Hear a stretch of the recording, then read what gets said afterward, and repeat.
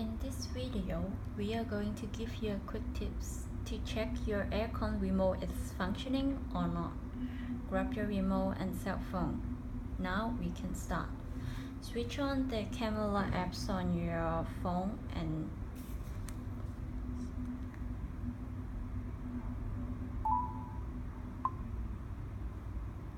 now switch the button of the aircon remote.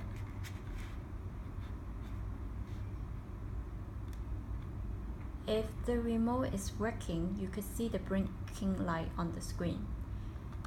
If you didn't see the blinking light on your phone, it could be the remote is broken, or it could be the battery inside the aircon remote is expired. Change the battery and repeat the test. If it's still not working, then it is the time to get a new remote. We will have more tutorial about the aircon troubleshooting soon.